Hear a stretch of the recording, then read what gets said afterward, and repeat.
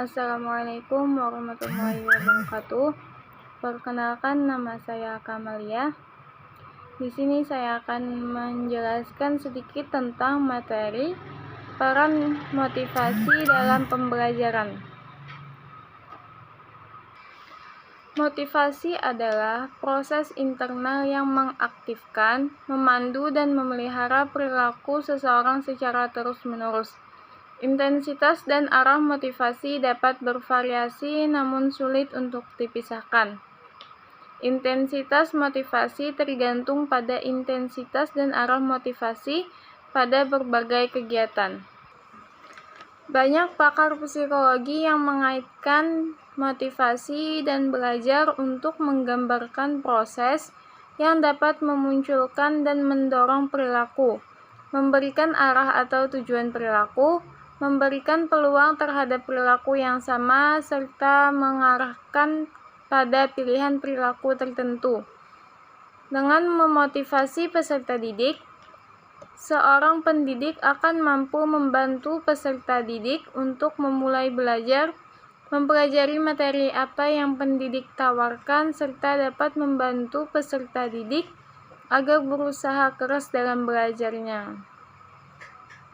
Selain itu, motif peserta didik juga sangat berpengaruh terhadap cara belajar serta apa yang mereka pelajari.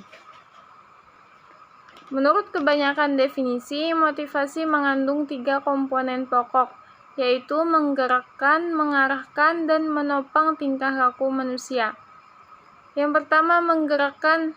Menggerakkan berarti menimbulkan kekuatan pada individu, memimpin seseorang untuk bertindak dengan cara tertentu. Misalnya, kekuatan dalam hal ingatan, respon-respon efektif, dan kecenderungan mendapat kesenangan. Kemudian, motivasi juga mengarahkan atau menyalurkan tingkah laku. Dengan demikian, ia menyediakan suatu orientasi tujuan, tingkah laku individu terhadap sesuatu. Untuk menjaga dan menopang tingkah laku, lingkungan serta harus menguatkan reinforce intensitas dan arah dorongan-dorongan dan kekuatan individu. Pentingnya motivasi dalam pembelajaran. Peran motivasi dalam menentukan keberhasilan belajar anak memang sangat penting. Anak yang termotivasi akan mencapai tujuan dengan lebih baik dibandingkan dengan anak yang tidak termotivasi. Anak yang tidak memiliki motivasi belajar tidak akan terjadi kegiatan belajar pada diri anak tersebut. Hal tersebut juga sering menjadi masalah karena pada umumnya prestasi belajarnya akan rendah. Oleh karena hal-hal tersebut, peran motivasi bukan hanya penting namun juga akan memperlancar proses belajar dan hasil yang didapatkan. Secara histori, pendidik selalu mengetahui kapan peserta didik perlu dimotivasi sehingga aktivitas belajar menjadi menyenangkan, arus komunikasi lancar, menurunkan kecemasan peserta didik, meningkatkan kreativitas dan aktivitas belajar. Kemudian pentingnya motivasi dalam pembelajaran bagi siswa. Pertama, menyadarkan kedudukan pada awal belajar, proses, dan hasil akhir. Yang kedua, menginformasikan tentang kekuatan usaha belajar yang dibandingkan dengan teman sebaya. Yang ketiga, mengarahkan kegiatan belajar. Yang keempat, membesarkan semangat belajar. Yang kelima, menyadarkan tentang adanya perjalanan belajar dan kemudian bekerja. Kemudian pentingnya bagi guru, yang pertama membangkitkan, meningkatkan, dan memelihara semangat siswa untuk belajar sampai berhasil. Yang kedua, mengetahui dan memahami motivasi belajar siswa di kelas bermacam ragam. Yang ketiga, meningkatkan dan menyadarkan guru untuk memilih satu di antara bermacam-macam peran.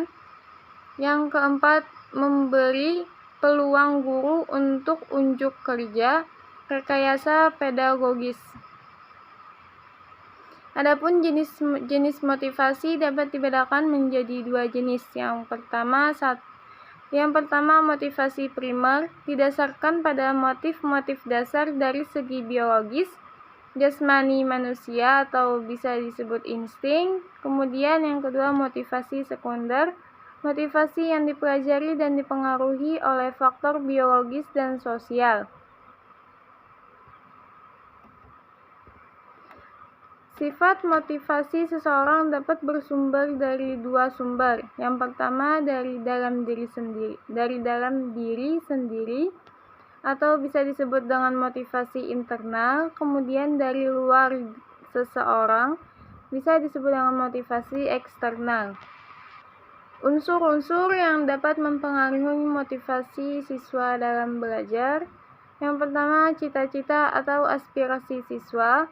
Yang kedua, kemampuan siswa. Yang ketiga, kondisi siswa. Yang keempat, kondisi lingkungan siswa. Yang kelima, unsur-unsur dinamis dalam belajar dan pembelajaran.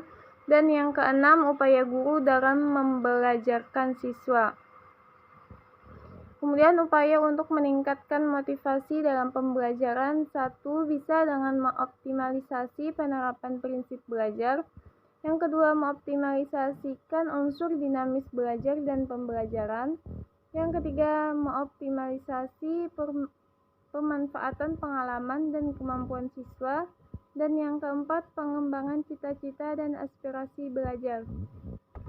Mungkin itu saja yang dapat saya sampaikan. Saya mohon maaf. Wassalamualaikum warahmatullahi wabarakatuh.